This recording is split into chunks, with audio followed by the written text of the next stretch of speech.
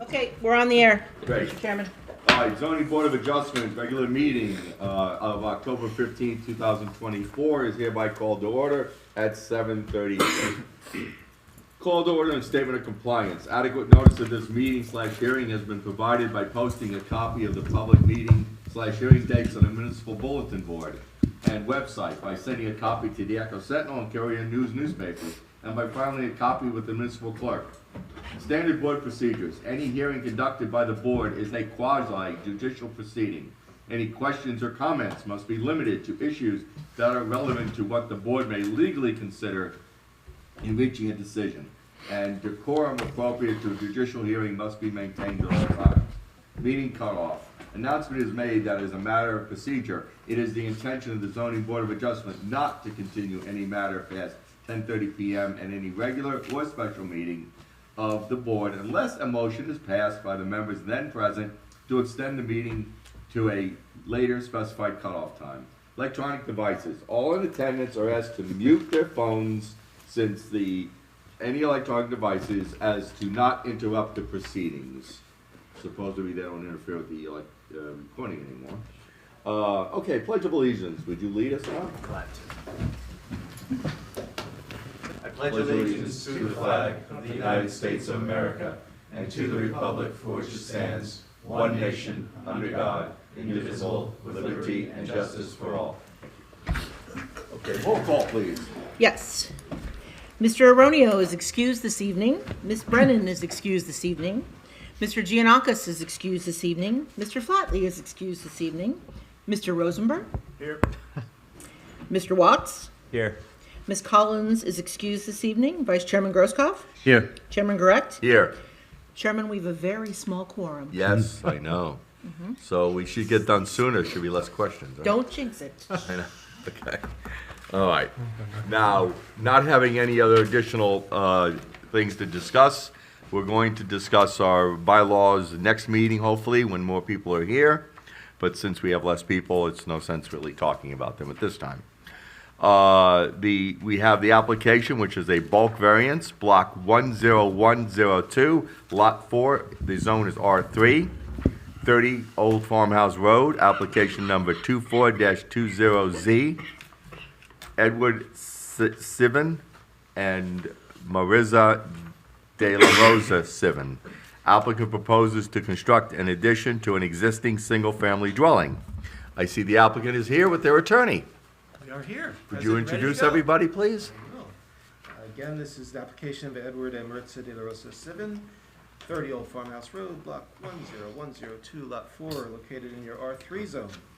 Application for bulk variances required for a proposed addition to the applicant's single-family residence to expand their dining room and redesign their front porch. We're also seeking some housekeeping relief for existing nonconformities relating to an existing accessory shed and a generator. Also, your planner identified an issue with the pool, which is also a pre-existing setback issue, so we'll seek housekeeping relief for that as well. For the record, the applicants did not install the swimming pool, did not install the shed. They did install the generator, but with permits. So to the extent that that's non-compliant, we plead ignorance. We thought it was fine since the permits were issued. The specific variance is required. We have lot coverage of 22.7 requested, where 22.2 presently exists and 20% is permitted. Honestly, this has a lot to do with the swimming pool, both on the patio surrounding it and the surface water, which I'll discuss later on.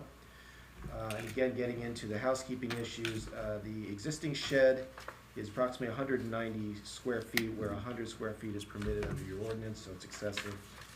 Side yard setback for the shed is 2.1 feet, 10 feet is required. Again, we don't know whether that shed was installed with a permit or what happened there, since it was before the applicants owned the property. The existing swimming pool side yard setbacks, this is not really a corner lot, but it's on a curve, so it's in essence a corner lot. We have 2 side yards, no rear yard. So your 2 side yard setbacks are 12 and 15 feet respectively to the pool. 20 feet is required. And then finally, the generator, which we did install, it's located in the front yard and forward of the front line of the house. Been doing this for 30 years. I wasn't aware that those are two different things, but apparently under your ordinance there are. So we have under 134.4 being in a front yard and 134.5 being forward of the front line of the house.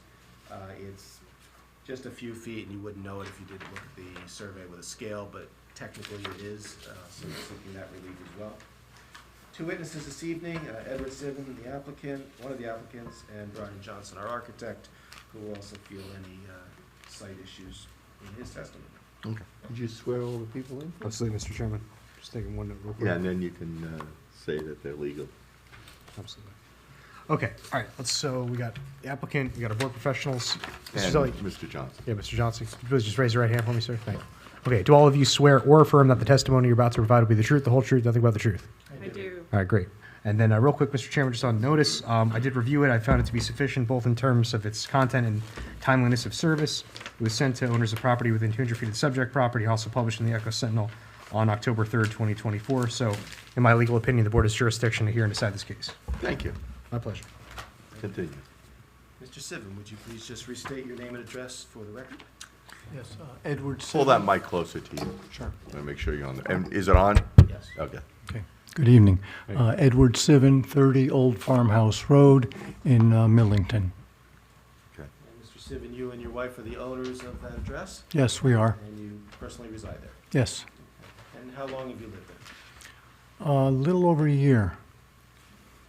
And I'm going to, well, first, just for the record, we're going to go through the photographs that we've submitted. These are unchanged from what was submitted with the original package.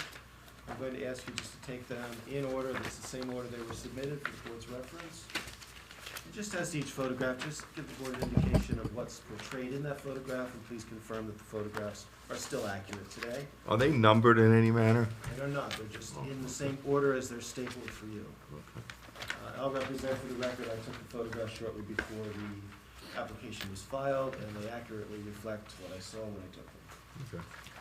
Okay, so the first photograph is a bird's eye view of our house and the surrounding property, and that it's the same now as it was when the photograph was taken. For the record, that's a Google Earth photo. Okay. Go ahead. The second one is a photograph of the front of our house. Unless I say otherwise, they're all the same now that they were when the photograph was taken. The third photograph is also the front of our house, but more towards the left-hand side of it, showing the garage. The fourth photograph is a close-up of the front porch of the house where we're seeking to expand. The fifth photograph is a dead-on view of the front porch.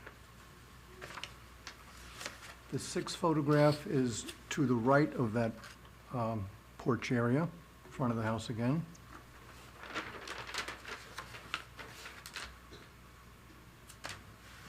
Yeah, okay. The seventh photograph is of our neighbor's house. Now, for the record, where is your property in location to this? Boy, this is a tricky one. I think my property is to the left of it. Correct. In the photograph, okay. And I think we're up to 8. Yep. The eighth photograph is the same view but closer up of the neighbor's house. Now, what would be on the other side of the fence that's portrayed in that? That would be my property. Okay, and specifically your pool area, your shed area, Yes, pretty much right on the other side of that fence, correct? correct. Okay. These are the trees that abut our property and the neighbor's property. And again, behind those trees would be your pool area, your shed area, correct? Yes. Mhm. Those trees camouflage, buffer, if you will, any view of that area from the street. Right, you can't see anything from there. The next photograph are the steps leading up to the rear of my house from the driveway. That's on the left-hand side of the house.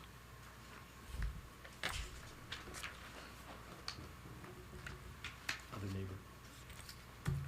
Okay. That appears to be a picture of my neighbor's house. So yours would be to the right in that photograph, correct? Yes, Okay. Yes. And again, we have trees along the property line, buffering between that neighbor's property and yours, is that correct? that's correct.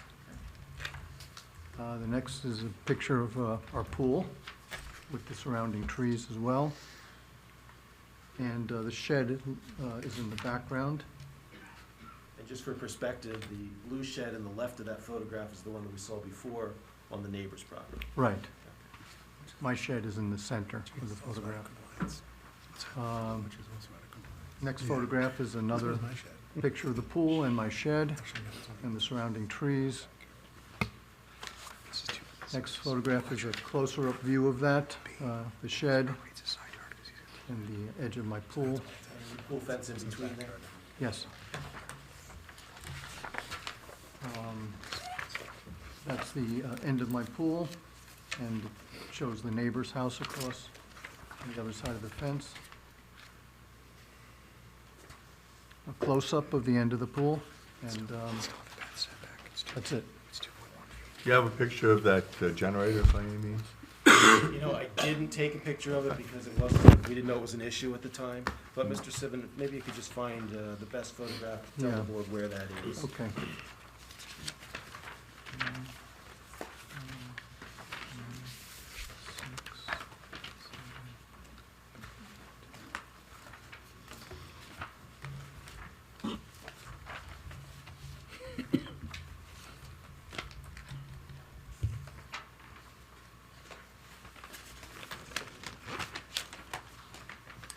All right, if you look at the You can show it, Yeah. just hold it up for the board to see. the 13th photograph. So the generator would be around here, I guess, which is on the southeast corner of where this, of this photograph, but it's not depicted in the actual photograph. And it's on the backyard side of the fence. Okay. Yeah, that confused me. I heard reference to front yard and backyard. If you would, go to the, I think it's the 6th photograph. Okay.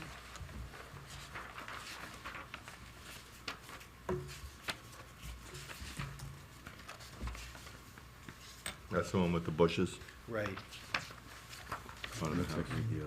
Yeah. Look at the 6th photograph, where would it be if it were shown in that photo? Oh, actually, you're right.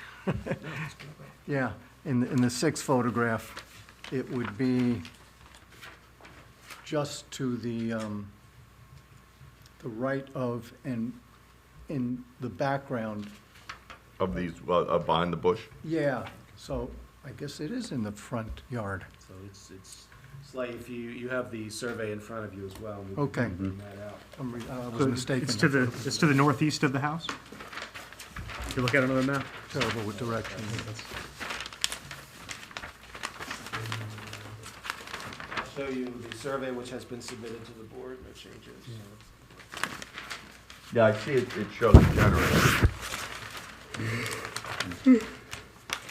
So I can have Mr. Johnson confirm this, but if the board's looking at the survey, if you see the measurement from the street to the one corner of 62.9 feet, look to the right, you'll see another corner, the ultimate corner, front corner of the home to the right. That's actually about 2 feet closer to the street. I'm not sure why the surveyor shows the other corner, but the closest is about 60 feet, still conforming.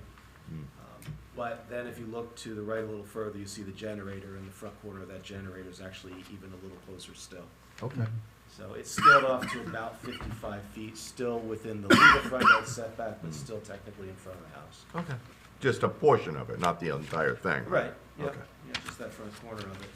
And this is all a function of the fact that the house is on this curve and where the Right. front line lives. Yeah. While we're looking at this, never mind, I answered my own question. It talks about a timber wall on the, and it looks more like it's not a wall per se, but more like a garden planter area, is that right? Is this what's being called the timber wall by your pool? Yes. Okay. So, Mr. Sivan, why are we here tonight? What is it you're looking to do and why? We're looking to expand the front of the house to bring the existing dining room out to the edge of the porch and a little further, We have a very large extended family, or at least my wife does, and we like to, particularly on holidays, Thanksgiving, have a lot of people over, and we'd like to be able to accommodate them in the dining room. And change the appearance of the front of the house to make it look more attractive. That's essentially it. And Mr. Johnson will give us some details on the actual dimensions and so forth, and what's being done. I noticed the house seems to step back anyway at some point. It starts out a little further, a little closer, then it steps back a little bit, and then it steps back a little more. So you're gonna bring back one of those step backs forward. It looks like your house like sequentially goes, By and large, it's covering the existing porch area. yeah. So it steps, your first step back goes into your porch area, correct? Yes. And mhm. then, as the chairman was saying, then it steps back further. And Mr. Johnson will give us the specific details, but generally speaking, you're covering the porch, closing the porch area, that's where Yes. your dining room expansion will be, and then there'll be a different design to your front porch. face. And the front door is gonna be moved forward too. Yes. Okay. Just for the record, I've said it in opening, but just to make it clear, the swimming pool was installed already when you took ownership, is that correct? Yes, And the storage shed, the same thing? same thing, yes. The generator you installed, but you did have permits when you installed it? Yes. I have nothing further for Mr. Sivan at this time. All right, board members, questions for Mr. Sivan?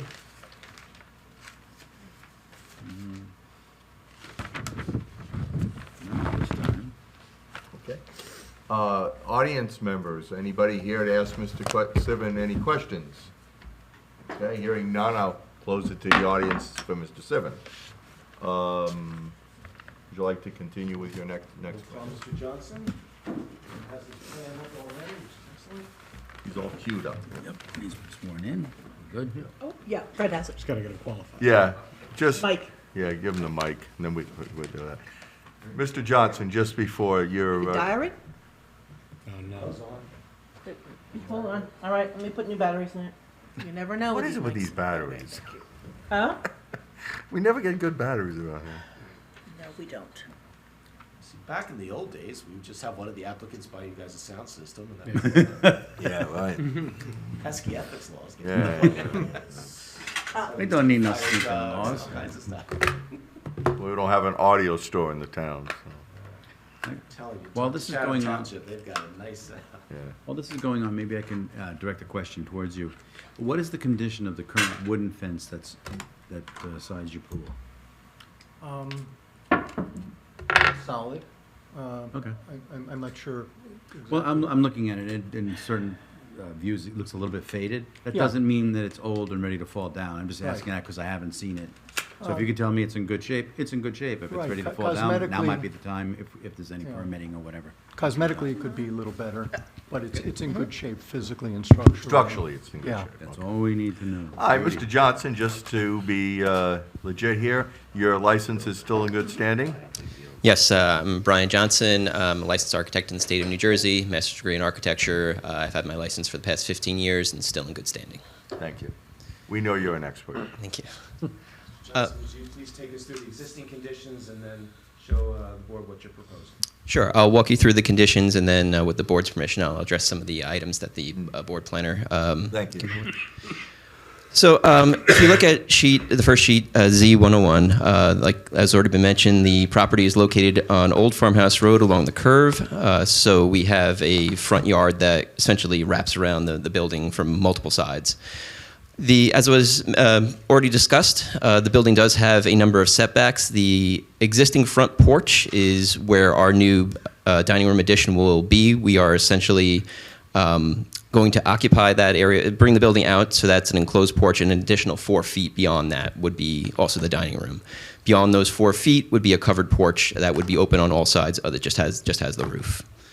And as part of that work, we would be relocating a portion of the concrete sidewalk that walks up to the front stairs, moving that slightly forward, again, also all within the front yard setback, and then adding new steps to that porch to reach up to the new walkway.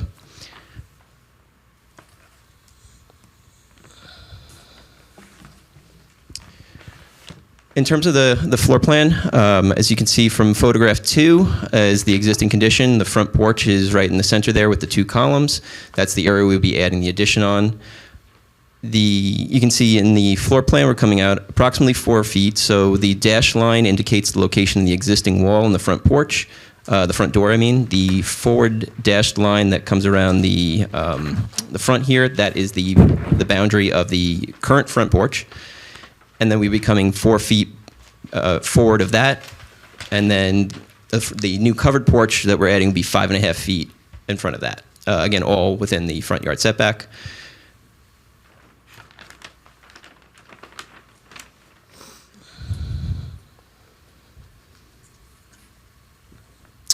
For the elevations, this just gives a graphic depiction of the areas that we would be demolishing. We would be taking out the front porch, the roof that's coming, the front porch roof that just kind of sits on top of the main house roof, the bay window, the front door. The addition that we'd be adding would be coming approximately, as I mentioned, 4 feet forward of that. The new covered porch would be coming up another 5.5 feet forward of that.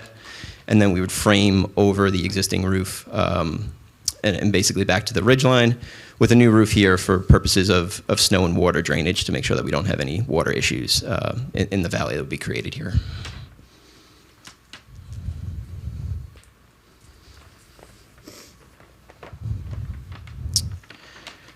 From the elevation facing the garage, which would be, again, this would be as you're coming around Old Farmhouse Road.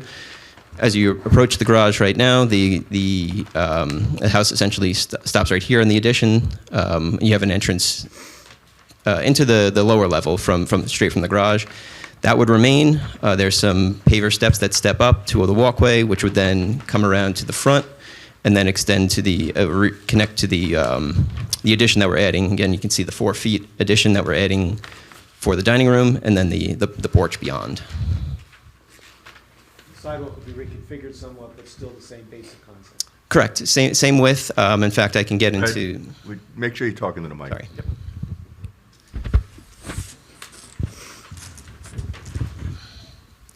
Yes. So the sidewalk is 3 feet wide. It would remain 3 feet wide. Essentially, I'll get into the numbers on impervious coverage in just 1 minute. But essentially, we're just essentially taking the walkway that was back here and more or less moving it forward.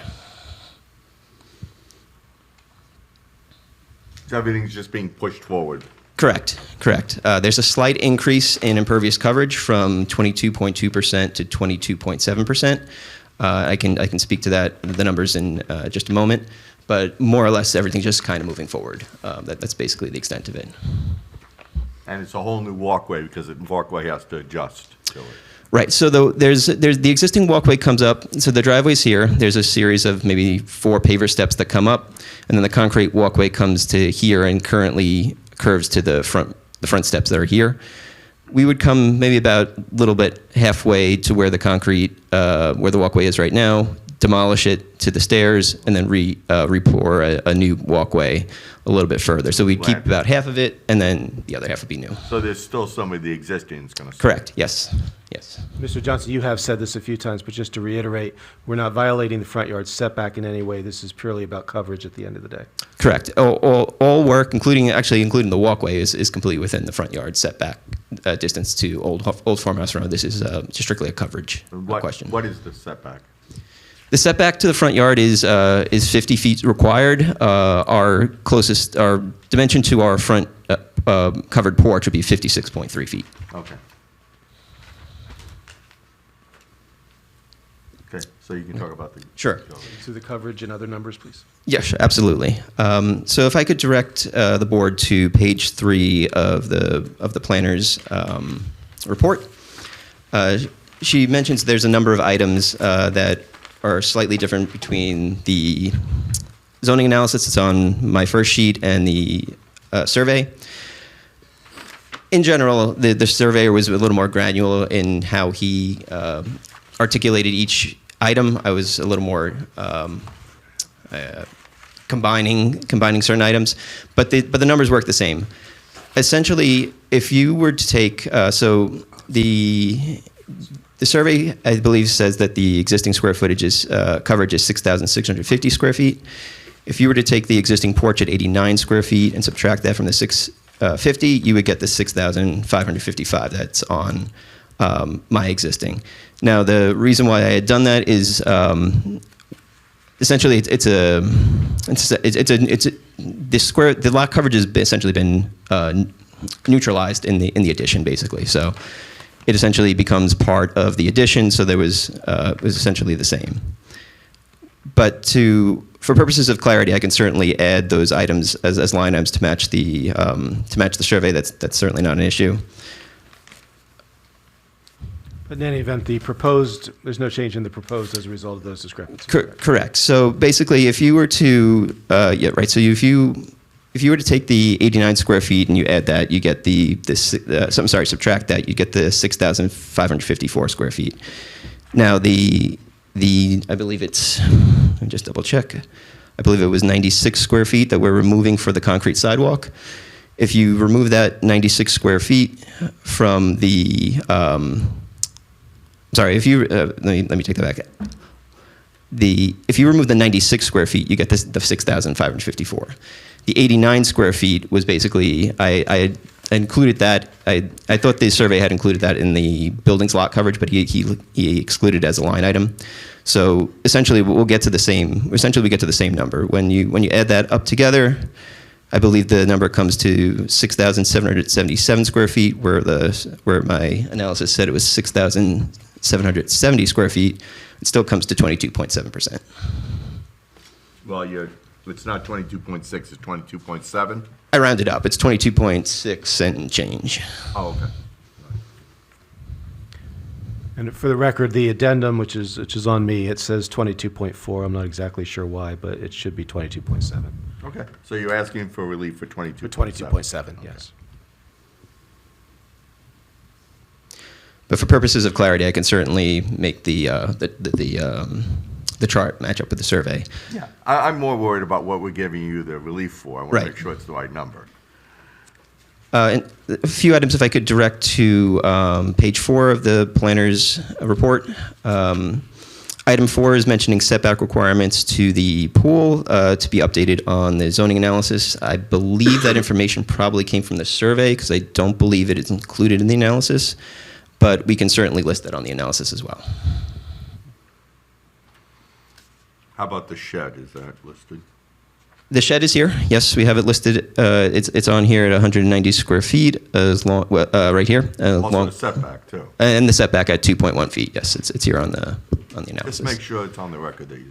Yes. So the shed is at 190 square feet at 2.1 feet from lot 3, whereas I believe 10 feet is required on the setback with a maximum area of 100 square feet permitted. And the shed is surrounded by that wooden fence, correct? Or backed by that wooden fence? That is correct. Yes, it would be, for purposes if you were going down Old Farmhouse Road, it would look like it's in behind the fence.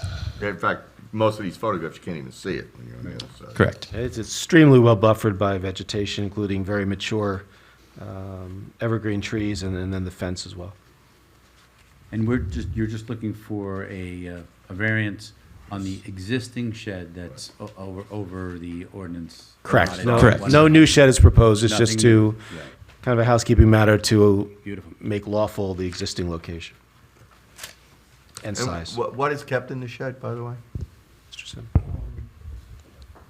Some gardening tools, some bicycles, Pool stuff? pool supplies. So things that are necessary for... Yes, yeah.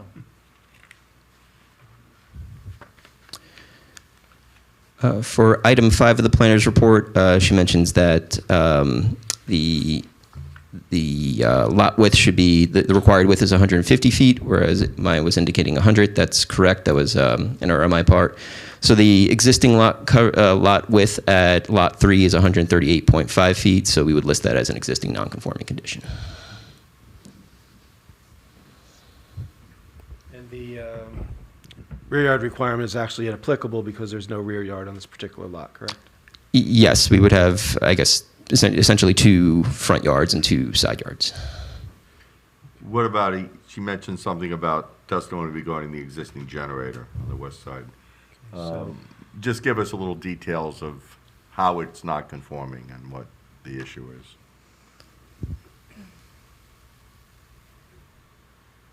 So if you look at I mean, and Fred, you might be able to speak to this better. If you look at the site plan, the generator is completely located within the, behind the fence.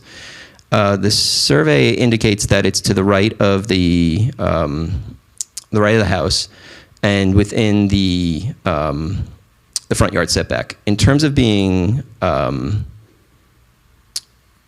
guess, front, to the front of the house property line, I suppose that could be taken if you took a straight line connecting the corners of the houses. On a straight line, I guess the far right corner, as you're looking at the survey, would project further to the right of that line. But if you were looking also just in terms of taking a parallel line from the most setback addition, I guess you'd say, where it lines up with the fence, it would be to the rear of the house if you were looking at that from that So perspective. it depends on where you're taking. Where you're your taking that line, yes. If you take the minimal distance, it scales to 55 approximately, which is less than the very closest corner of the house. The problem is, since the road keeps curving around, you have to keep taking a different distance as you go. So at the very most, it's how many inches into the front yard? Yeah. 60 to 55, so at worst, it's 5 feet further in front of the house that nobody to the naked eye would ever be able to tell you that, but that's what it scales at, yeah. Okay. And that's just because of the curvature of the road? Correct. Where you're taking the line? Yeah, the nature of treating it as a corner lot. Okay. Yeah. I was never good at geometry. It'd be the same, so if you look at the front yard setback line as shown on the plan at 50, and you imagine offsetting the right-of-way line to the exact distance to the corner of the home, the 54, whatever it is. That line out to lot 3 Yeah. would show you the front yard relative to the location of the home. Okay. So that would be the generator and the shed. Okay. So this is just basically optics? Yes. Because it doesn't look like it's in the front lawn. Exactly. Right, and it's not in the front yard setback in terms of the legally Right, allowed right. setback, but Yeah. the actual setback for this house. I understand. Right, it'd be like the idea if you had a 50-foot front yard setback, you chose to put your house at 100. Yeah. You still wouldn't then be able to use the 50 to 100 for placing a shed or other structures. in the Right. front. No, I understand. And that's mostly due to the curvature of the road and just where the house sits? Exactly. Yeah. Go ahead. Joe, can I go through my letter? Yes. Oh, okay, all right. Good, all right. So I just wanted to step in to say, I actually don't think you need a variance for the generator. It was, my letter just simply says, do you comply with these sections? So I don't think a variance is actually required. And so, yeah. The other thing to note, actually, just Brian, I just was noticing that, I think on the zoning chart, it says that there's no change to the, front yard setback. Is that right? Yes, well, the front yard setback, let me see.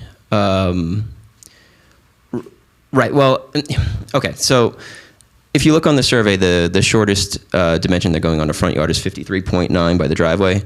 So our addition has a setback of 56.3, so I was saying that there's no reduction from what's All the right, smallest. That's fine, okay, no problem.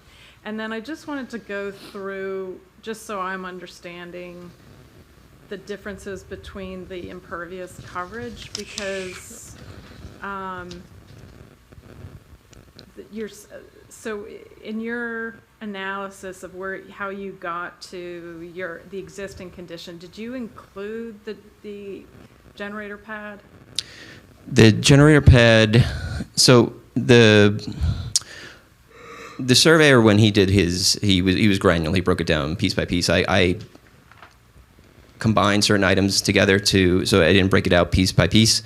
But basically, the answer to the question is yes, it was included. But I think it may have been included under, what did I put it under? The front, like I'm think it might have been under the put under the walkway number. But in any event, You did take the area into account. yeah, the number, basically, where I think the discrepancy happened was the surveyor essentially took the front porch as a separate line item at 89 square feet. I included it as part of, I assumed it was part of the building, as under his assumption. So then that's where the numbers ended up getting different between the two. But if you, like I said, if you take his total square footage, I believe was 6,650 square feet. So if you take my calculation here on the walkway, which we're removing 96 square feet of concrete walkway overall when it's all said and done. If you subtract that from the 6,650, you'll get the 6,555 that's on my drawings. Okay. Um, Sorry, so what is the existing 6,665? So I think for purposes of clarity, I think what it would probably be simpler if we match what the survey says at 6,650. And then I would just do a deduction of probably the 89 and the 89 for the front porch and 96 for the walkway, and I think that would give you 6,777 square feet when it's all said and done. Okay, so things like the timber wall, like the surveyor said 56, you said 67.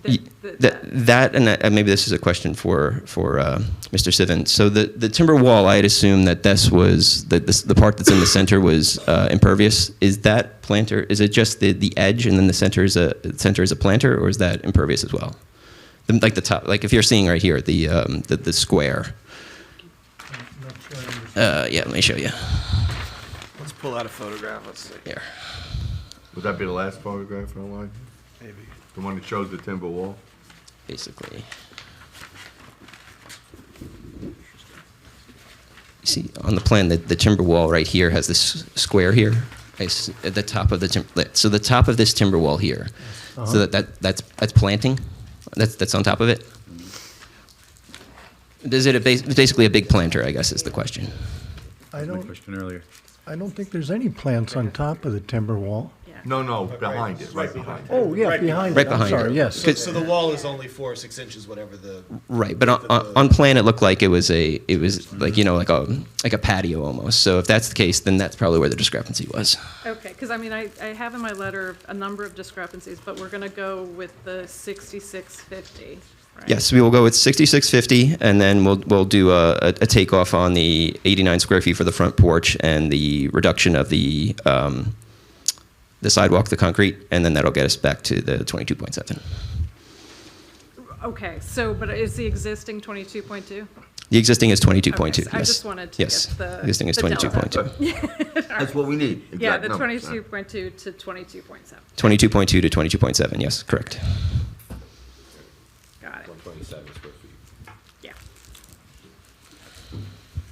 That's it. Mr. Engineer, do you have a question? I do not. Just, I guess, for whomever wants to answer this, because of the nature of this being like a corner lot or whatever we're calling it, if there was, so there is no backyard to this site, right? That's correct, what we're saying is 2 side yards. So if there was a backyard, would the pool be, if the pool was in the backyard, would it then not need a variance? Are we saying that would have been with, is our zoning say it's 10 feet? I don't know where the 10 feet came from. Hold on a minute. That was in the shed. Yeah, the shed There was an original reference to 10 feet, and then you made a That was for comment. the shed. No, there was, I think. No, yeah, it was they- also, yeah, you're right. Yeah, they said that, In other words, they're asking, if you consider where the pool was a rear yard, would it still have the setback issues? So, and Liz, you can correct Side me of the here. road is 20. It's It's the same. It would be the it would be same. the same, okay, so it's So it wouldn't matter what you called it, it still has a the same for setback. the shed as well? If the shed was in the Yes, rear yard? they're 2 side and rear yards, yeah, because they both can't be in the front yards, but so they just make it the same number. So if the shed was in a rear yard, it would have the same number as where it is now? Exactly. So it's non-conforming no matter whether it's a side yard or a rear yard? Correct, it's the same number, yep. And the last question I have, I'm still a little confused, and maybe I just didn't understand the, kind of the determination, I know you said the generator probably doesn't need a variance, but the determination of where they calculate the front yard to be. So it's a line that goes parallel to the 50-foot line? Is that how it works from the corner? From the, I guess it would be the northeast corner of the building? Is that how they calculate where the front yard goes to lot 3? It's usually the closest portion of the house to in this case, Old Farm. Okay. And so and Brian, you can correct me if I'm wrong, I think the closest It's that near corner. It's the is, south no, 'cause corner. you said the existing was 53.9, Oh, right? on the It's, other side. it's 53.9 at the driveway side. So it's not that number, that if you're looking at the survey, it says 62 or something like that? Yeah, 62.9 to the first bump, and then And that's on the northeast corner, Right. right? Yeah, and the other corner nearest the generator is slightly closer than that 62.9 that's shown on the Yeah, side. I scaled it to about 60. Okay, so then, so where do we, I guess my question is, where does so do we draw a line from that 60, that bump out after onto the, From that corner, to, parallel to Old Farmhouse Road, to lot 3. So that would make the But- shed in the front yard as well? then? Yes. one item I just would mention is that when we build this porch on the front of the house is coming out about 18 feet. Right. So under final condition, we are compliant because we made the house go closer Oh, to I see what Old you're Right, Farmhouse. I saying. It understand. is, it's like that. Parallel. We're just trying to figure out the But I don't wacky think the numbers shed- because of the curve of Because the of the road. curve. Yeah, From that corner. yeah. Is that a problem? Oh, But- No, okay. I didn't know if we had an issue with sheds being in the. No, or issues particularly- being in a front no, I yard. think in this instance, I mean, I don't have a problem giving them a variance, I just mean, do they need a variance for it to have a shed in a front yard? Well, I'll But- tell you what, looking at the measurements now that you brought that up, since the closest one, no, I'm sorry, I take that back. The closest one is 60. no, Yeah, it's, the closest one is 60, so we are less than 60 for the shed. Yeah, 52. Right. Yeah, so I would amend to request a variance for that, just again as a housekeeping matter. but, sorry, Brian, in your zoning chart, you say that existing front yard is 53.9, right? 53.9 by the driveway is the So that's smallest. the closest point to the front yard. That's the closest point on the whole house, yes. Yes, which is the front yard, that's the closest Okay. front yard. So you Yeah. take it from 53, anything Yeah. behind 53 is good? Yeah, I think Okay. so. Okay, that But what we're you're not saying? behind 53 for the shed, that's The the shed problem. would still be Okay. forward. Still about a Fine. foot closer, looks like. Okay, so we'll put a variance for that too, just No, I know. clean it up. They're- Just, I'm fine with it either way, I just don't know, what your attorney wants to do. I don't think I've ever had a house that had so many different numbers. You have to take it. Yeah, it's tricky because of the curve, no question Yeah. about it. Yeah, I agree though, if we're going by 53.9, which is correct, then the only issue we have is with the shed, the generator is well behind that. So, Those are my questions. Oh, well, that Yeah, was so you're it. taking the, Okay, you're taking the southwest corner closer, therefore on the northeast side. It's not a place. so you would take a line 53.9 and running around. all the way around the corner, Right, right. right? Sure. I'll defer. That sounds good. Do we have any audience? Kind of semantics on Right. housekeeping either way. Do we have any members of the audience who would like to ask questions of Mr. Johnson? Hearing none, I close it to the audience. Do you have any further questions of Mr. Johnson from the board? I do not. Okay. Do we have any other witnesses? We have no other witnesses. Other witnesses, okay. Do we have any further questions or issues from our experts that would like to address? No? Actually, Mr. Chairman, can I just ask a quick question? We didn't go too deep into Joe's memo, but No, we didn't. you guys going to stipulate to comply with those conditions, Mr. Zelli? Yes. It's 3.3, 3.4, and then comment 4 Three. is outside agency approvals? Yeah, 3.3.3.4, and then 4.1's exempt. Okay. So Well, 3.3. still 4, though, in case they need. So it's on any page outside 3 of agencies. his report you're talking, okay. Right. Okay. Okay, cool. All right, Great. I just wanted to confirm that. Thank Yeah, you. well, I was, so thank you. All righty. Would you like to I will give a little bit of planning argument, because of course I can't testify to planning issues, so. These variances would be C2. We're not arguing that there's a hardship involved, other than the general location of a lawfully pre-existing home. There are two purposes of the MLUL that are advanced by this application. One is Could purpose you A. lower that mic so we can hear you a little better? Sure. Just to make sure we're, okay, thank you. Try this too. One is purpose A, to encourage municipal action to guide the appropriate use or development of all lands in the state in a manner which will promote the public health, safety, morals, and general welfare, and in this case by improving the functionality of an existing undersized dining room. And then purpose I, which is to promote a desirable visual environment through creative development techniques and good civic design and arrangement. In this case, one, by enhancing the neighborhood with an attractive, newly renovated and expanded home that will complement other updated homes in the township. Two, maintaining the existing accessory shed, which serves to store pool accessories, yard tools, etc., rather than cluttering the yard. And three, permitting the existing attractive swimming pool to remain in place. And also, a purpose of the land use law is to assist in conserving property values in the neighborhood as a whole, which is stated in Home Builders League of South Jersey versus Township of Berlin, Supreme Court case from 1979. With regard to the negative criterion, this has also been satisfied. This certainly will not substantially impair the intent and purpose of the zone plan or the zoning ordinance. And one thing I want to point out, which is important in this application, of the 606,770 square feet of impervious coverage, 1,334 is comprised of the swimming pool's water surface. So while water surface is included in lot coverage under section 124.5J of your ordinance, it's understood that that creates the pool water creates no actual drainage issues, which of course is the primary reason for impervious coverage regulations in the first place. So if you were to deduct the coverage of the water from your calculations, which some towns actually do right in their ordinance, they exempt it, you'd be down to 18.2 and would be well under the 20% that's permitted. So we have a legal issue with regard to the impervious, but not a practical one. So given that, we don't believe there's any negative impact whatsoever. The other issues with regard to the storage shed being slightly closer to the street, given the extreme amount of buffering to the point that you literally cannot see the shed from the street, as you saw in the photographs, there's no negative issues there as well. So we certainly think in the absence of any negative issues that the positive criteria outweighs the negative, which is what we need for a C2. So we thank you for hearing us this evening. We would appreciate a positive vote. Thank you. Randy, would you like to start the deliberation?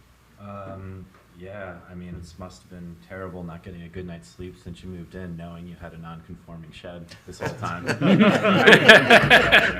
I appreciate council's comments there at the end. I think this Google photo is rather telling with respect to the shed not being able to see it. So in all seriousness, you know, it's pretty well covered by vegetation. With or without the pool coverage being impervious, you know, I think you've gone through the reasons why it should be whatever variances are needed here, we'll grant them. So I'd be in favor of it. Jonathan? Thank you. Thank you. Jonathan? Yeah, I agree. I think that the exceptional kind of shape of your lot also kind of tends to make it difficult for these types of things. Obviously, you did not put the other items in prior, so I don't have any issue with allowing for the shed, you know, and the pool already existing. As for the new addition, I think it improves on your house. It adds functionality and form to to allow you to, as you said, to provide for more entertaining and makes your house more practical. So I think that kind of serves as that advances the usefulness of the property and the neighborhood. And as there were nobody from the public here, none of your neighbors here saying that they had any issues with it, I have no problem with this application. Tom? I think some would like to know why this actually took this long, because this was really simple as you look at it, right? It was all Jonathan's fault. I would never say that. The impact of an odd lot where your front yard is half your property practically. It's not a major reconfiguration of your home. And it'll be nice for the neighbors as well. It's a good use for your family, without a detraction to your neighbors. Obviously, nobody's here complaining that you'd like to put on a little extension to the front of your house. With all these things being said, this looks like it's the, pursuant to the codicils that will be added. I think this is a slam dunk. Thank you. Thank you. I concur with my fellow board members. I believe that it will improve your house and the functionality of it, and I don't believe the other variances detriment the neighborhood or the ordinance, the intent of the ordinance or the town in general. It is a strange location, the way that the street is formed, and, you know, I think we've dealt with more geometry and calculus here than I've ever done, but I would also be in favor of it. Thank you. Should I Want me to continue? summarize, Mr. Chairman? Yes. Sure. Okay. Applicant here is seeking, was it 5 variances? Potentially 6, depending on how you slice it, but we'll get to it. Right. Okay, so first is for a lot coverage ratio, 20% is the maximum permitted, they're proposing 22.7%. Next is for shed size, 100 square feet is the maximum permitted. They're proposing to maintain the existing shed at 190 square feet.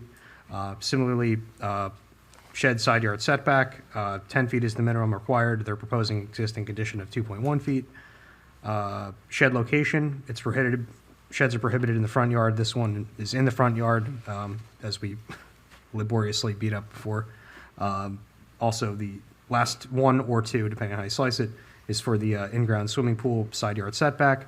20 feet is the minimum required, and they're proposing an existing addition of 12 feet from the western side property line and 15 from the northern side property line.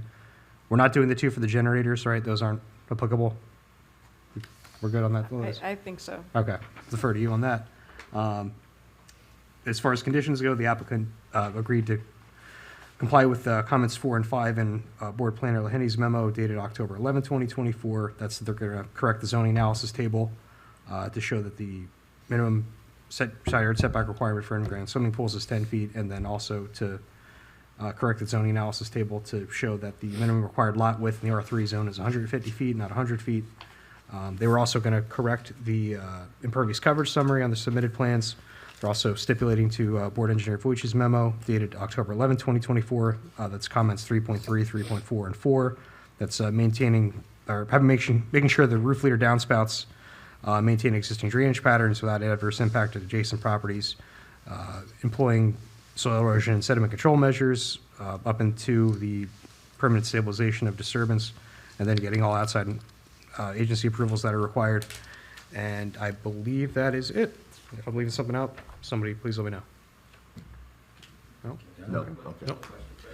Yeah. When we switched to 150, the existing 138, is that a variance or is that just the existing? Unless the board disagrees, that's 138 is now the lot width. 150 is required, but that is clearly a pre-existing condition. I don't think, since this is not a tear-down situation, I Yeah, don't we're think it not needs to be giving, we can't affirmed. give a variance. Yeah. That's pre-existing, right. I would also advise pre-existing Right. non-conforming condition, yes. Do I hear a motion to approve this application? So, second. Okay.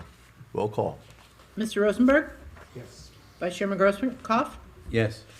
Mr. Watts? Yes. And Chairman Correct. Yes, Motion carries. congratulations. Thank you very much. Congrats, sir. Thank you for your time. Thank Appreciate you. it. Good luck.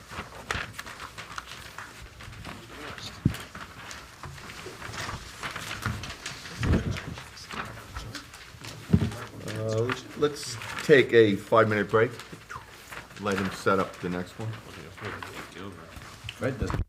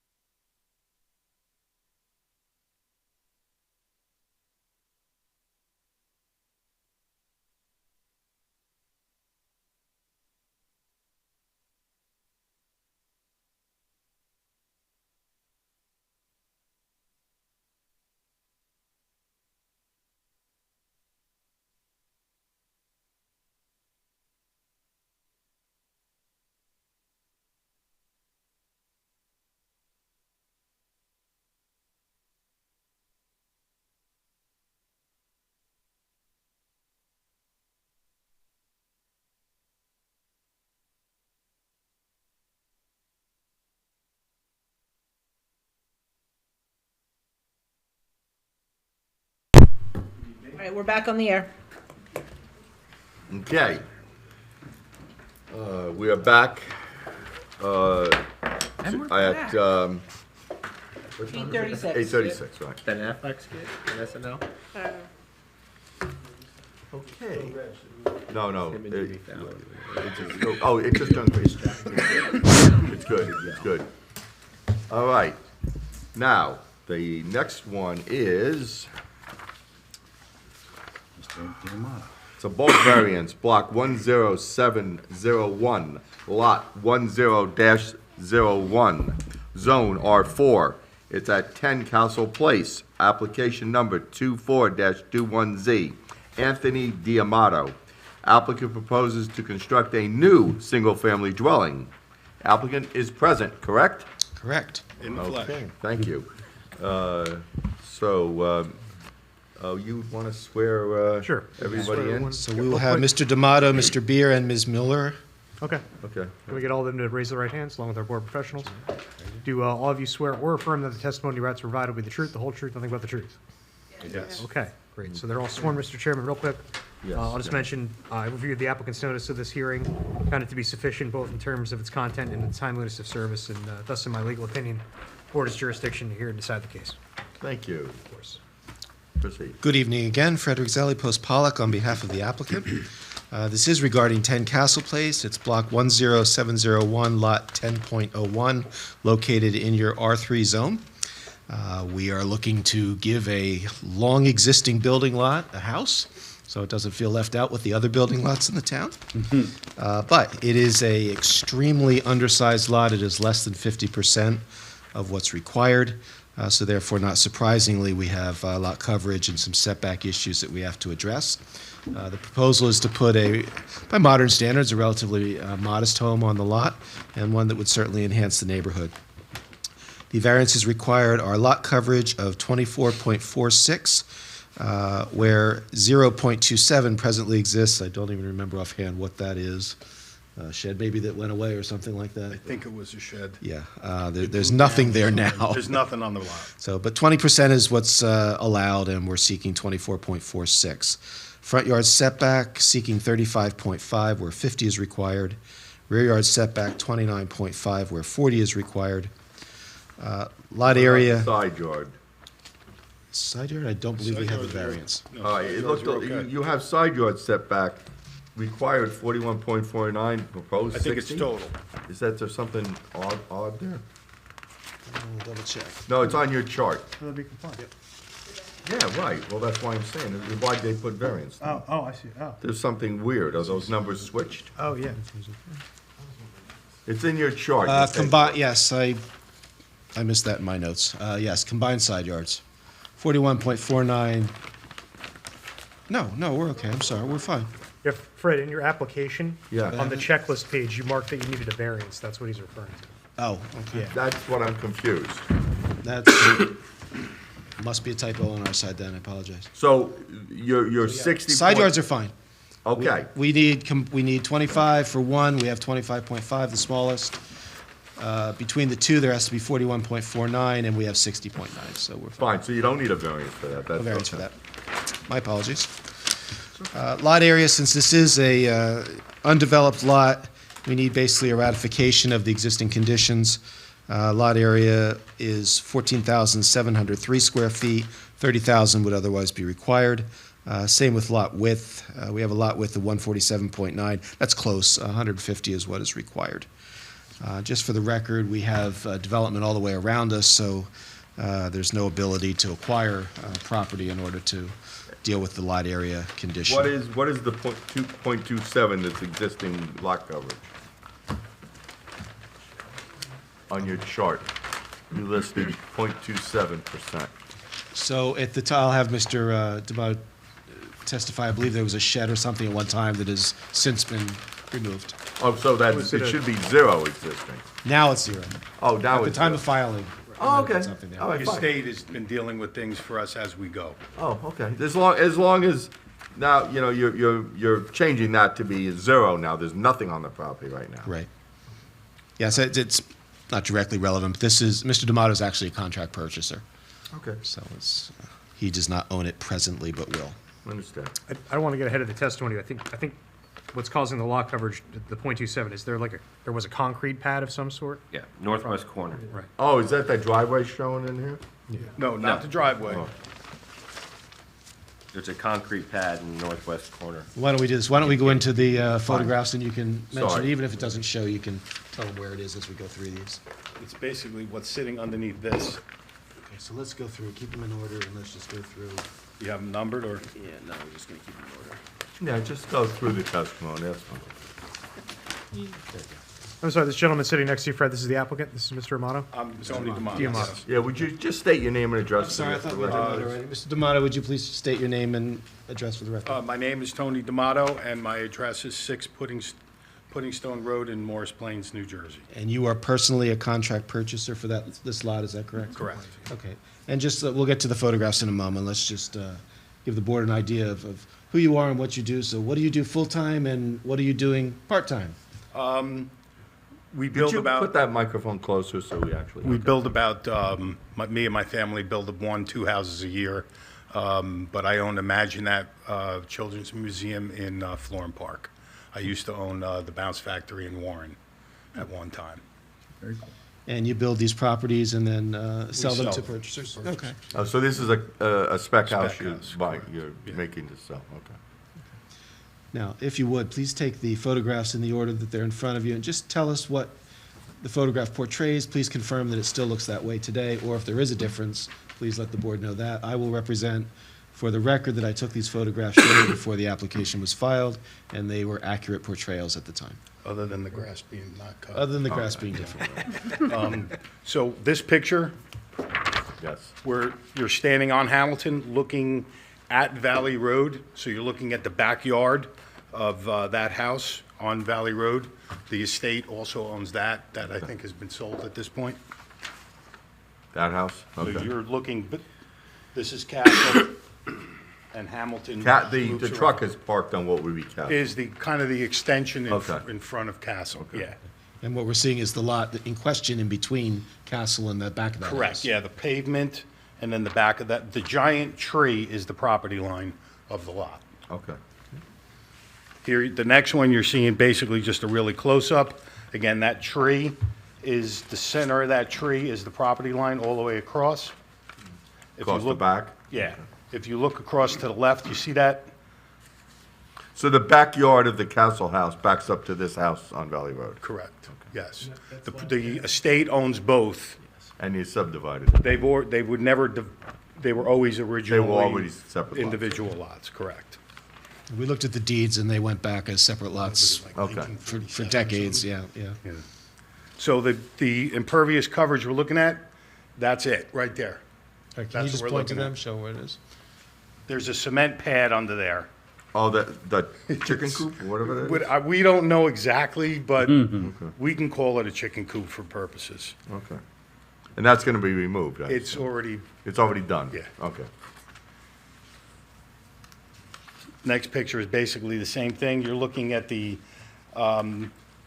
an emergency gate that goes into Sunrise at Gillette. There's a paper street that continues across the front of the property. Which street, that one? We're still, you're now, all the way, your back is against that fence. Right. Looking at the back of the house. So again, the only tree being removed is the one you're looking at, right here. Okay, That's it, in order to accommodate the house. okay. And what's the next one? So the last picture is taken in front of that pickup truck, looking back. So we're now, our back is to Valley, correct? Our back is to Valley? No, our No. back is to The other part of Castle? Mountain. Mountain. Back is to Mountain, and we're looking down Castle, and Hamilton intersects with veers off Hamilton. to the left. Right, okay. And your lot would be that sign? Sign is there on the right-hand side. Okay. So you see that giant shrubbery where the picture starts? Yes. That's basically sitting on the property line. That vegetation's staying. It'll get trimmed, and it'll be left alone. And then the last picture is the proverbial paper street that is never going to get used. And that's an emergency access to Emergency Sunrise. access to Sunrise and Gillette, that's completely overgrown with trees. Well, it still looks like it has that cement driveway. No, the pads are there, but you ain't getting nothing through there, that I can assure you. Oh, okay. You know you're talking to a member of the fire department when you say that. No, I'm just, so that emergency isn't, yeah, okay. So beyond that fence, it's all overgrown? It's all, pretty much, yeah. Okay, but up to that fence you could get, but beyond Yeah, that you can fence- drive that truck right to that fence. And it's one of them weird-looking triangle. Oh. It's not a fence, it's almost like a gate you would get at a So- toll booth, kind So of. if I'm correct, then the Sunrise should be cleaning that out. Okay. We should probably talk to the zone. Yeah, talk to the code zoning person enforcement about person. that. That's code enforcement. I'm going We to know Randy about somebody, that. we know somebody Thank you over for there. bringing that to our attention. So the telephone pole you see in the first picture, Yeah. not to overkill, we're going to leave the telephone pole, we are going to use the telephone pole. For We're going your to bring utilities. electric down and underground to the house and not going overhead. We're going to make it easier, and you'll see from Kathy's testimony where the house sits, that telephone pole shouldn't be in the way. It should be able to accommodate an electric line. I've also spoken to the electric company. Should be no problem to jump the pole and come down and, into the conduit and go underground. Oh, good. And is that house going to be, have utilities? What utilities are going to be to that house? Water, sewer, electric, Okay. and so- gas. Okay, so Gas that's is in the all street. available? All in the street. We Okay. also have, what is it, New Jersey American Water Company, I think it is? Yeah, A letter stating it's grandfathered because it's been in existence. okay. For water, sewer, and gases, there's no issue with. And we'll let Mr. Beer give the details of the home, unless there's anything that you wanted to add about that. No, Jeff knows what he's doing. There we go. Let's leave it up to Jeff. So who's next? No, you can stay there. You're gonna stay with me. He's going to use, all right, before we go into your next witness, Right. is there any questions by the board members of this witness? I just clarification, so this lot was essentially, even though there are two lots, this lot has always been kind of used as the backyard of Lot 10? Is that kind of Pretty similar? much, yes. And so it never had a structure on it, as far as we know? Not even a shed, from what I was told by the estate. Just that funny looking Just, structure that we can't. it was either rabbits or something he did in that little enclosure. And did you say that the house on Lot 10 is being torn down? No, the Oh, lot okay. on 10, I think, is under contract or already closed. Okay, so they're, as far as you know, they're keeping that house there? Yes.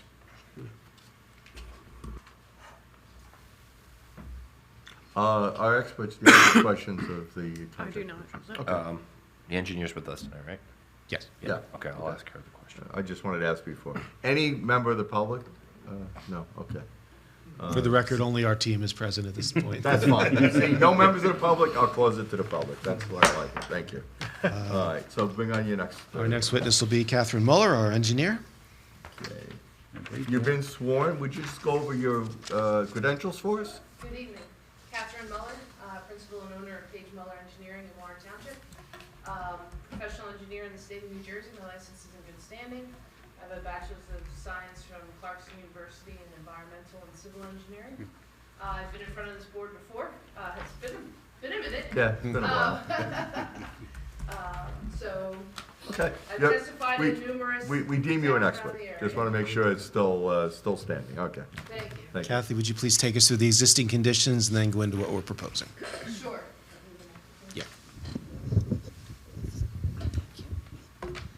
So the plans that I have on the board here are the ones that were submitted with the application dated September 18th, 2024.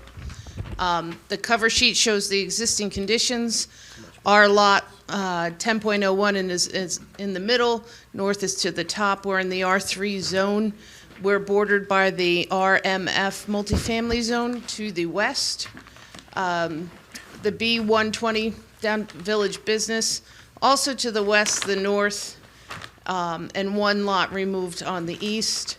And then it's single-family residential R3 in front of the property to the south and the directly adjoining property. The property is currently vacant with exception of the 39 square feet unknown pad. And the boundary actually runs into Castle Place. So I'll touch on that with our zoning and how we measured the lot area and how we're measuring the setbacks. Moving to sheet 2. This is our lot development plan. As you've heard, we're doing a single-family dwelling. The square footage of the footprint of the building is 2,001 square feet. What we have done for the lot areas that we're discussing of 14,703, that does not go across the concrete wheel pads, I'll call them, as shown by the boundary. Those are measured to the right-of-way limit. Castle Place has a 40-foot right-of-way limit, so what we did is we took our boundary and offset it towards the interior of the property to provide half the right-of-way of 20 feet. So the boundary says 17,726.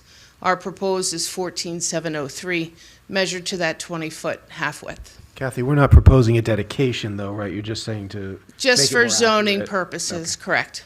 For setback purpose. For setback and area purposes, and coverage. So what we're proposing is a 12-foot driveway off the end of Castle Place before it starts with the concrete wheel pads. We have it 12 feet wide. We do have one 18 by 10 spot off the side. Area is going to be twofold for purpose, either pulling out of the driveway, being able to pull in there and then out Castle, or also for an additional car parking. Impervious coverage is obviously one of the variances that we're requesting. So we thought that was a benefit on the lot for extra parking and ease of movement. The left side setback required is 25, we're at 35.4. The right side required is 25, we're at 25.5. So we are compliant with both the minimum one side setback and also the combined setback based on the percentage of the lot width. The front yard setback measured to the right-of-way is 35.5 feet proposed. That's to the face of the garage. The main house is slightly further back at 37.9. That requires the front yard setback variance from 50 feet required. The rear yard setback that we're requesting is 29.5. That's measured to the deck. The principal structure is set back at 40.5. So the principal structure complies with the rear yard setback, but the variance is caused by the proposed deck that we have off the back. Just for the record, if the ultimate purchaser were to decide not to make a deck and put a patio there, then there would not even need to be a variance, so we're doing this precautionary. That's correct. We're also doing the coverage precautionary for the deck. I know that your engineer had noted we could get a discount for the deck if we had certain specifications and spacing. What I've done for the stormwater management on this is counted the deck as 100% coverage and mitigated it with stormwater in the dry well.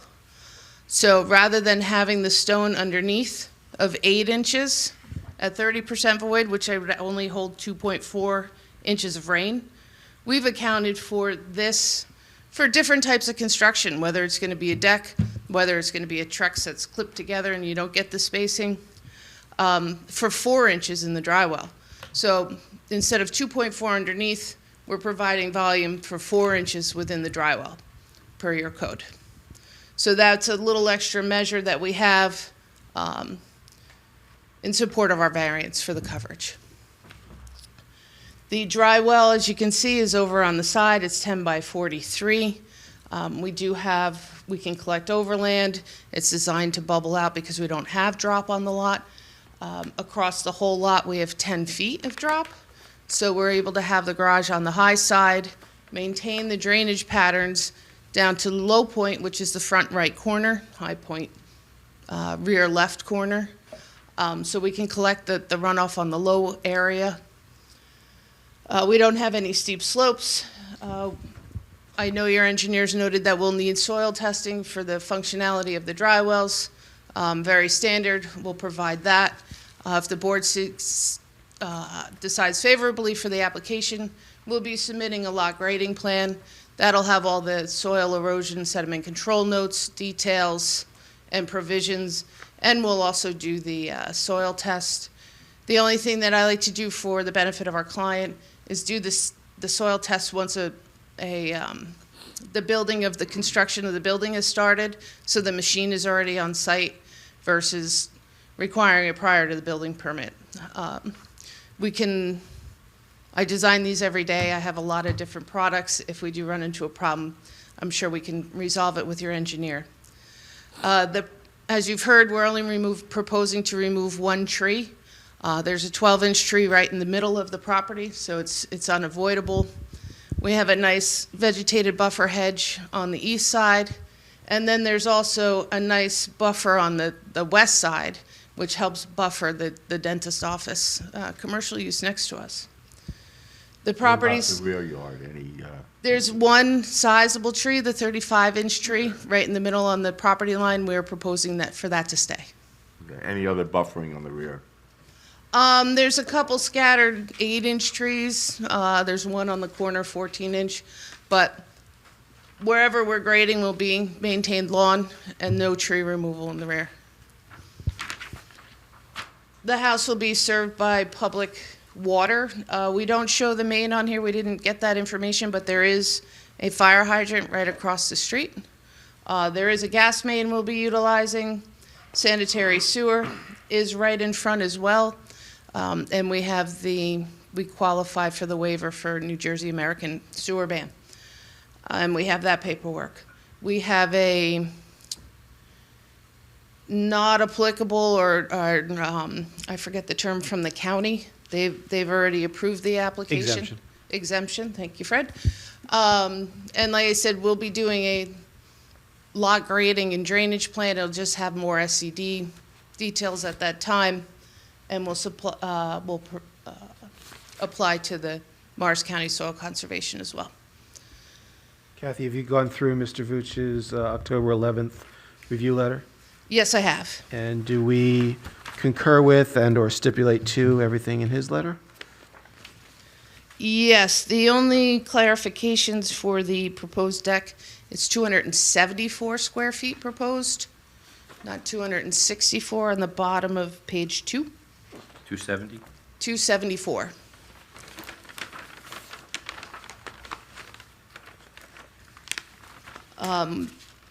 I've explained why we prefer to do the collection in the dry well versus underneath the deck. It's for varying materials. And we do have the dry well size for 4 inches of rain, and we'll agree to do the soil testing. The plan note indicated 3. What was that? Although it says it's a quarter, so it's just a typo, right? No. Yeah, the plan note in the drywall detail indicates 3 1/4 foot. Is it a plan dated 9/18/24?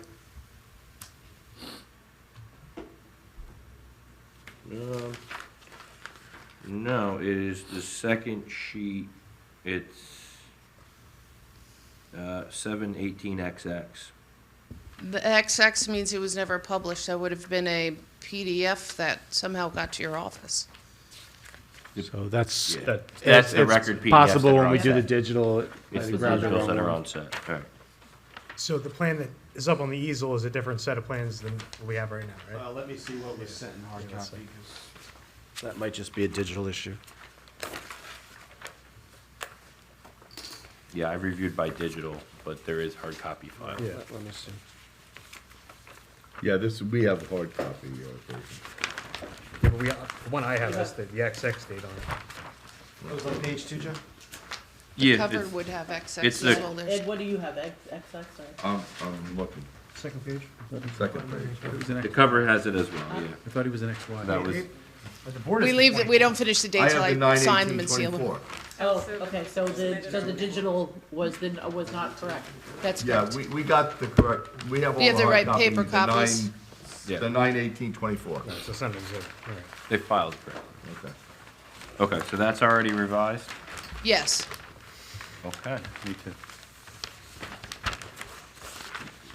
So, what is the plan date? Comment 3.4. 9/18/24. 9 18. 24. Sounds like Powerball numbers. Yeah.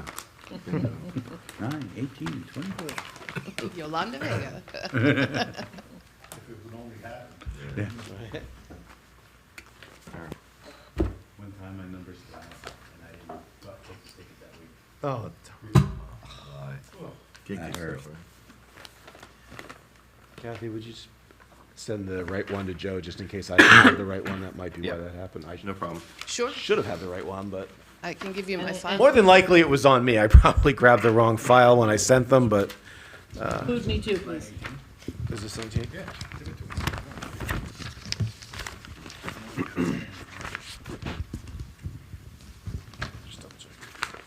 I have one extra set here. You can have one of the extra copies that one of our other board members did.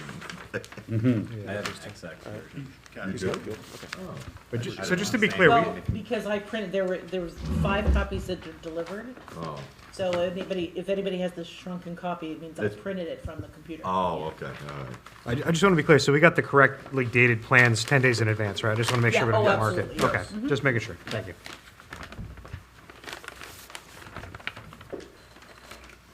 Have we addressed all the engineering issues? Yeah, so that's already addressed technically, and then you had indicated you stipulate to the rest. Yes. And I agree with your testimony regarding the soil logs. No objection to releasing building permits and then doing that field work when the excavator's on site for efficiencies for the residents. Thank you. Kathy, just looking at Ms. Lahaney's report then, just request testimony about proposed landscaping. Address that to some degree, or is it better to have Mr. D'Amato give some ideas? The testimony is we're only removing the one tree smack in the center of the lot. We're maintaining, we'll be taking down some hedges in the front for the construction of the driveway, and some grading and the installation of the dry well. It's the applicant's intent to maintain the hedge on the right side. It's a nice buffer. And then also the remainder trees in the back left corner as a buffer as well. Thank you. And that's all I have. I have no further questions for Ms. Muller. The, excuse me, Castle Place right away is 45 feet in width to the east of the property, and then in front of the property, it's at 40 feet. So notice the deed line on the neighboring properties is more common to your right-of-way line. Just note that I have no objection. I'm wearing both hats as the board or the town engineer, that the right-of-way stays at only 40 feet in front of the subject property. It wouldn't need to be observed to 45. That would just essentially put the right-of-way line on the edge of their hammerhead parking area. And there is no continuation through. It just is a dead end to access lot 2. Thank you. Thank you. Any questions from the board of their expert? So I know you testified that the deck is only a proposed deck and that you don't plan to construct the deck with the house? Is that true? Or, They say when you actually visualize the house in place is when I make that decision. okay, But you want the option to do it? My 99% of the time, Mhm. it's gonna be a deck. so without the deck though, just saying, hypothetically speaking, without the deck, you would be in compliance with the rear yard setback? Is that? Correct. Okay. Is there any thought about building a fence across the rear yard, the border? I know there's the tree there, so I don't know if that The was. tree is the only issue that becomes Mhm. an issue there. I mean, a fence could be erected, I just don't like, I don't want it to feel closed in Mhm. for another homeowner. We haven't designed the actual layout of how shrubbery will work and. So you and may- stuff, you may put but you might some- wind up with just a shrubbery buffer across the Okay. back at that point. That would probably be, More natural, more more natural, create yeah. more oxygen than putting up just a wood Less fence with maintenance. maintenance. But there is a thought to put some barrier between the two properties? Yeah, it's there, it's just, the decision is it arborvitae's, is it gonna be Leland's, or azalea hedge? Or will it be the same exact thing that's running up the right side of the property and just kind of bring it across as a hedge. And the unknown for you also is the owner of the property to the north maybe already have plans to put in a fence, I haven't met him yet, or them yet. they may have plans. It could be a small business owner Mhm. with a home office, like an attorney or architect's concept. Mhm. They haven't told us yet what exactly, but I believe it has closed. But they, as I think the saying is, they could put a fence in on their property. They could put it on their side also, correct. That house, by the way, does need a lot of Yeah, attention. it looks like it. You were talking about the deck. You have sliding doors to that deck shown on your plan. Correct. Those sliding doors would Just go possibly down a set not of be steps. there, or would just be the Just set go of down a set steps? of steps, if that was the case, maybe Okay, do a you'd still have the patio. sliding doors there. Yeah, no, the sliding doors would always be there for light and Okay. accessibility. As in the opposed back. to changing it to a window if you don't put the. Yeah, the deck, it flows better from the inside with, when you see what Jeff does. But you're 95% sure you're gonna put the deck, so you want the variance. Okay. Correct. Sorry, I just have a question, because what was really in my letter was what question you asked about the landscaping. So you said that you're planning on doing it. Does the board want to require it? Just curious. Well, the board's always had the opinion that the more buffering between properties, the better. Not necessarily fence, but, some visual buffering.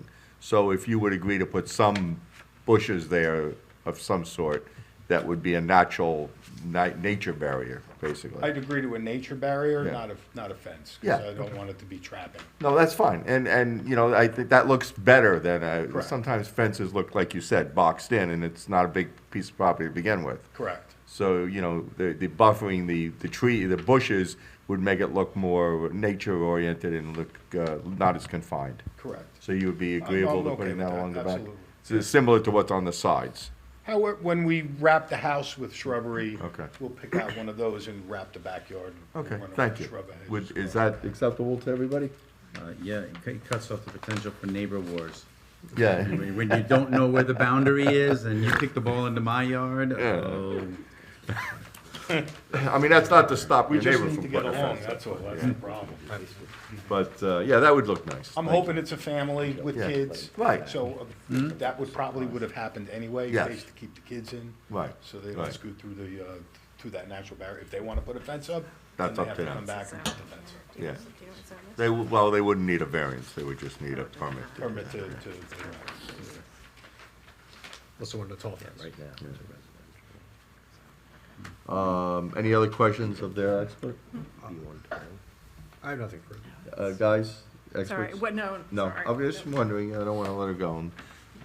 Is that, no member of the public? Fine, good, okay. Mr. Do Chairman. we ever, I don't know if we ever, this is I'm sorry, I didn't, this is I guess we'll talk with the architect about how big this house is, but. Yeah. Yes. But what, is this a 3-bedroom? What is it? I didn't see where.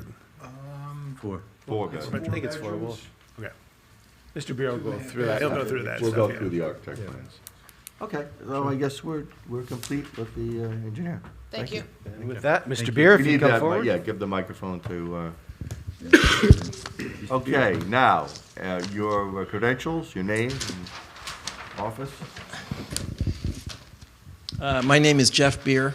I'm the principal owner of the Beer Architectural Group in Warren. Been there for over 30 years. Licensed architect for over 30 years in New Jersey and multiple other states. Have testified in front of many, many boards throughout the years, and my license is in good standing. Good, you're an expert, thank you. Thank you. Mr. Beer, would you take us through your plans, please? Sure. You have the exact same drawings in front of you that were submitted. I'm looking at sheet A2, which is the main level floor plan. And just to get through. These are the plans dated August 1st? Yeah, I was going to say, just for the Sorry. record, what's the date? They're dated August 1st, 2024. Okay, great, thank you. No X's. So get through some logistics. As Kathy had mentioned, the main level floor and upper level floor livable area is 2,702 square feet. So that's the main 2 floors of the house. The footprint of the house, which is the main floor in the garage, is 2,001 square feet, which is what's in your reports. So that's all very accurate. We also have a finished basement that's another 965 square feet, which I'll show you, which takes the bedroom count up by 1, which I'll show you as well. So looking at sheet A2, which is the first floor of the house, you can see the layout of the house, which encompasses the entry, den, dining, great room, breakfast, kitchen, laundry, powder, 2-car garage.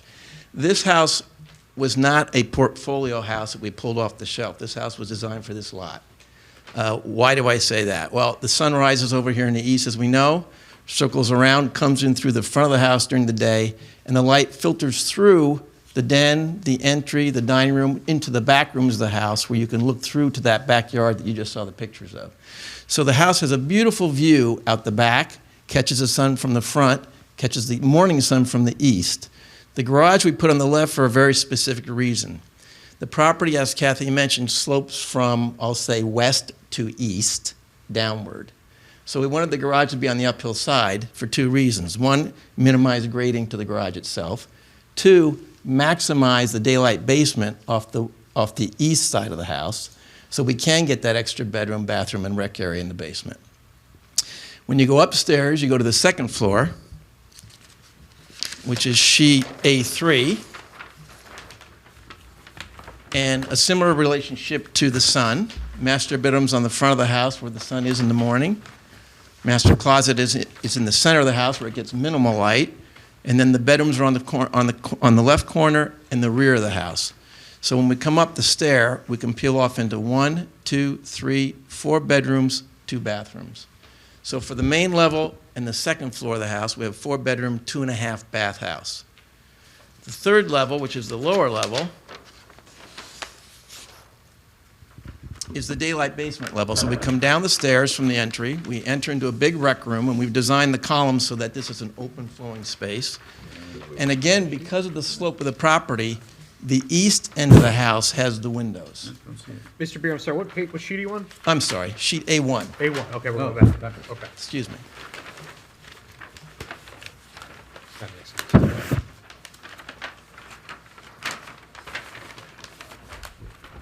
So the east end of the property is the low end of the property, which allowed us to get the daylight windows off this end of the house, allowed us to get the bedroom with the required egress window, full bath, again, rec room, and walkout. No walkout. We tried to get the walkout, we couldn't get the walkout. No walkout. So just daylight windows at the end of the house. So the basement came out really nice, and we left areas for the utility and for adequate storage. But you have egress through the windows? Yes, we do. Okay.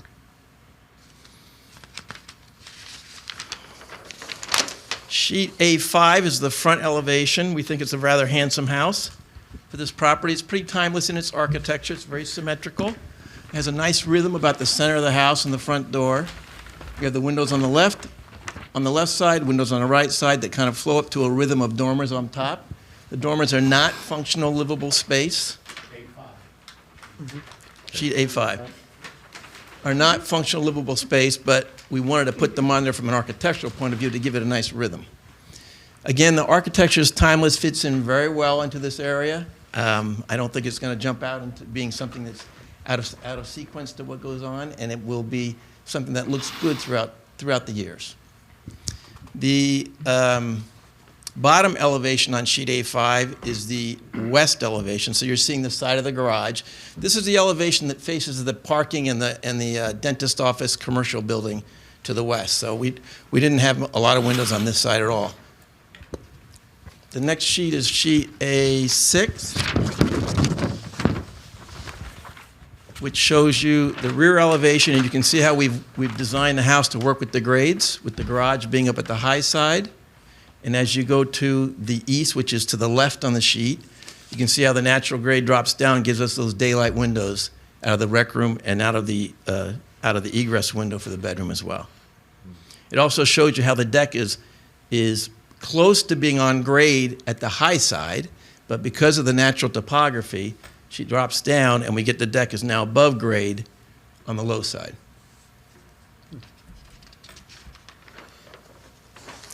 And then there's a rendering, which is sheet A0, which is probably the first sheet on your package, which shows a 3-dimensional perspective of what the house looks like from the front and a little bit to the left side elevation. Is there storage or anything in the top part of the garage, or is that completely open? There would only be storage, it's not livable space storage. Right. It's just, light storage. I think it's 50%. And the same with the attic area of the house, is that accessible for storage? Just or for a any purpose? pull-down ladder. Okay. And are the dormer windows functional to allow light into that area, or are they? The dormer windows are windows, and they will put light into the attic, just as a light storage area from a pull-down ladder point of view. Okay.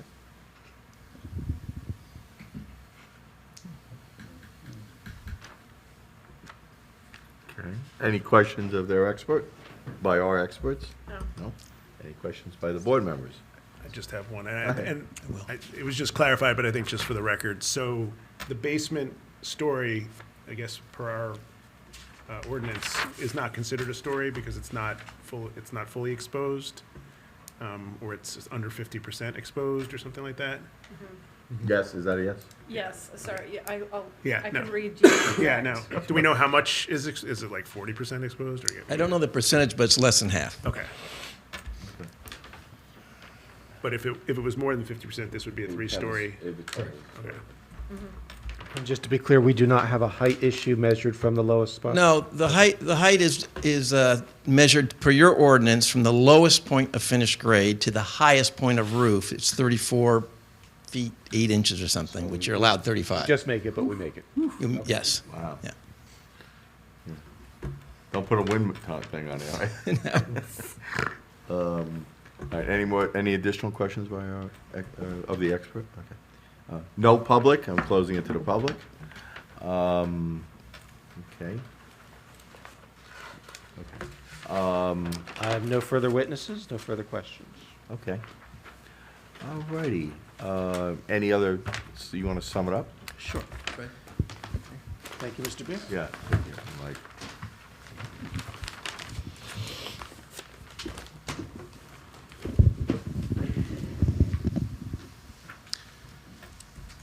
So I think generally speaking, this is a C1 hardship situation, given the severe undersized lot area that we're dealing with. I think everybody can agree that if we had a full-size lot, we'd be able to build this house without probably requiring any variance relief at all. But we have the lot we have, and therefore we're seeking the variances in question. It could also be justified under C2. Again, similar to the last application, Purpose A of the MLUL, to encourage municipal action to guide the appropriate use or development of lands in the state in a manner promoting the public health, safety, morals, and general welfare, in this case by providing housing for a family on what would otherwise continue to be an underutilized existing lot. Second, to promote a desirable visual environment through creative development techniques, good civic design and arrangement, in this case by enhancing the neighborhood with an attractive new home that will complement other homes in the township. And again, under Home Builders League of South Jersey versus Township of Berlin, this adds to the, improves the housing stock and adds to the neighborhood in general, which is yet another purpose of the MLUL. We don't see any negative effect here, no detriment to the public good or to the intent and purpose of the zone plan, zoning ordinance, or your master plan. Therefore, under the balancing test, given the lack of negative issues, we believe the positive outweighs the negative. And therefore this is justifiable under a C2 as well. So all that having been said, thank you very much for hearing us this evening. We'd appreciate a positive vote. Thank you. Jonathan, would you like to start? Sure. I think that, in terms of the lot, I think we can all see that this is a very small lot. It's half the size of what's required. So you do have an exceptional, small size of the property that really limits what you can do here. I think you've worked pretty well within, even though you have exceeded lot coverage, you haven't gone way over that, so I appreciate that. I appreciate your also your agreement to put in the vegetation in the back to provide some screening and I think that really speaks to, the rear yard setback. I think, obviously because of the shallowness of the property, and I think that works. And I honestly think this does, as you've already testified to, this looks like it's going to add a lot to this neighborhood, especially for a lot that has never, as you've testified, has not had any improvement on it. So I think that this, it meets all the requirements of the positive criteria. And as Mr. Zelli said, I don't think there are any negative criteria either. I would agree. So I would be in favor of this. Thank you. Thank you. Randall? I appreciate your experts' presentations, both of them. I thought they did a really good job, and a lot of planning obviously went into, as the comment said. Yeah, I could tell with the lot you were working with. Obviously, big improvement on what's there now, which is nothing. So thank you for going through the process and everything, and best of luck. I'll be voting in favor of it. Thank you. Tom? According to what Mr. Beer said, this house was not just pulled out of a book. It was designed for this lot, and it's evident. It's going to fit nicely on the lot. It's going to be a nice addition to the township, should it receive a favorable vote. No need for any swales or any kind of water diffusion. It's you may be aggressive with a 5-bedroom home, but that's your choice. You're constructing it. It looks like it's going to be well conceived. It is well conceived and will be well constructed. And I'm going to wish you good luck. Thank you. I concur with my fellow board members. I think it's a nice addition to the neighborhood. It will add a nice house to that area and to an unimproved lot. And hopefully the lot that's sold behind you will also be updated and upgraded. Yeah, that'd be nice, because that area of town needs a little upgrading. And I would also be in favor. You've been very flexible with our experts' demands and screening and the water abatement going into the way the water is going onto your property. I don't view it as being a detriment to any other property around there. So I would also be in favor of it. Thank you very much. Good. Summary? Absolutely, Mr. Chairman. Okay. Applicant here is seeking, by my count, 5 different bulk variances. First is for the proposed principal dwelling, front yard setback. 50 feet is the required minimum here in the R3 zone. Applicant is proposing 35.5 feet. The next is for the principal dwelling rear yard setback. 40 feet is the required minimum. They're proposing 29.5 feet. Next is lot coverage ratio. 20% is the permitted maximum in the zone. They're proposing 24.46. That's correct, and you're not seeking the exemption or the credit for the open deck reduction? Right. Correct. Right, correct. All right, just making it clear. Next are 2 existing conditions that need to be basically re-permitted here. One is for lot area. 30,000 square feet is the minimum lot area here in the zone. They're seeking approval for an existing addition of 14,703 square feet. And then also, by a similar regard, they're seeking another one for lot width. That's a pre-existing non-conforming condition. 150 feet is the required minimum. They're seeking approval for 147.9 feet. As far as conditions go, I didn't note any conditions in our board planner's memo, right, Liz? No, the only condition was what was testified to on the record. Okay, Yeah. just make it clear. They did agree to comply with everything in our board engineer's memo. That's with the exception of comment 3.4, because it was clarified that they did the right thing, Joe, right? Yeah, it's already designed. Okay, so that would leave comments 3.5, 3.6, 3.7, 3.8, 3.9, and comment 4 at sequitur. That's including all the outside agency approvals, 4.1 through 4.3. Additional comments I picked up, applicant would be submitting a formal lot grading plan that would include the soil erosion and sediment control data. We got the engineer's memo taken care of. I just made a note, well, before I get to that, other condition they stipulated to was providing a vegetative buffer along the rear property line. That will be subject to the review and approval of our board professionals. I just had a note, I guess we would probably want to include it in the resolution. There was the perk test and soil logs would be performed after construction permits get issued. Did I capture that right, Joe? Or Yeah, it could be completed during construction. Okay, can be. So it won't hold up resolution compliance. Okay, during construction. All right, I just want to make sure that's actually captured. Which is commonly granted to applicants in these conditions. It's not unique to this situation. Gotcha. Okay, cool. And that is it. Unless I'm moving something out, please let me know. Do I hear a motion to approve this application? So moved. Hear a second? Second. Okay, roll call. Vice Chairman Grosskopf? Yes. Mr. Rosenberg? Yes? Mr. Watts? Yes. Chairman Grech? Yes. Motion carries. Thank you very much. Have a wonderful evening. Welcome. Thank you. Can't wait to see it. We gotta take colors now. Fun stuff. Are you starting construction this year? Tomorrow. Well, hopefully we can break ground for December. Okay. That's what I'm shooting for. That's all weather related, you know what I mean? There's not a lot to do on the lot, dirt wise, it's just dig a hole. Fred. So it's not like we're ripping down another Fred, house and starting over. just so you know, Nice and simple. this board's next Less meeting aggressive. will be a resolution, it's not until November 26th. Yeah. It was 26th, that was the 19th. Correct. November 26th. Mr. Damata. Yeah. Week of Thanksgiving. Week of Thanksgiving, yeah. About 3 years Because now. we I couldn't bought an have, estate we sale didn't want to do there. election day. They also because- tried to buy a building lot. And then the next one is the Oh, League wow. of Municipalities, and all of us are going to be at the League. A builder tried to buy that house I'm in now and the lot. We started fighting. Finally, we wound up meeting. I was like, I'll tell you what, I'll take the lot, you take the house. Okay, so Cooler heads that's what prevail. wound up happening. Okay. So it was going to be a spec house also.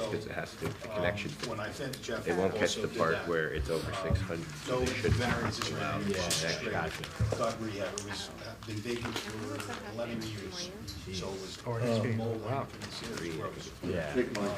So I finished the whole place. We had radiant floor heat, the whole thing. November Put 26th. it up for sale.